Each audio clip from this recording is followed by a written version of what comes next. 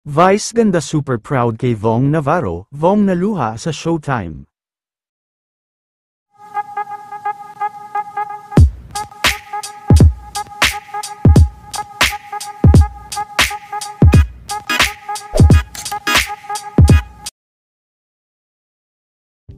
Sa katatapos lang na segment ng Breadwinner sa It's Showtime kanina, ay marami nga ang talagang humanga sa Showtime host na si Mr. Vong Navarro.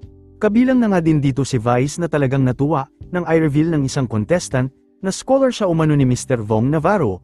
Matatandaan na isa din nga sa matulungin sa kanila ay si Vice na marami ding scholar. Halos maiyak at naluha din umano si Mr. Vong Navarro sa sinabi ng nasabing contestant. Napapalakpak din ito sa sobrang saya. Success story, congratulations! Masaya kaming narinig ang tagumpay po at ang pamilya ninyo. Congratulations po! May napagtapos ka, my God! Ang saya po!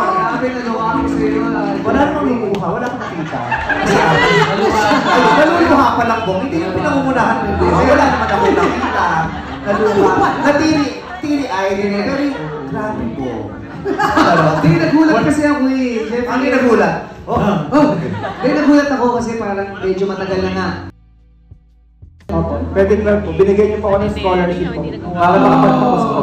Pero salamat ha, kasi talagang ginamit po ng resort ngayon, kita mo naman. And ginamit din po kayo ni Lord at saka yung Showtime po. Para po.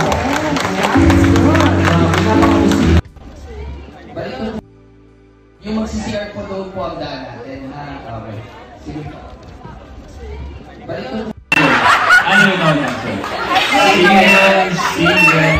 Ano tutuloy niya? Single. Tapos na-realize niya. Ay, mali. Pero ito eh.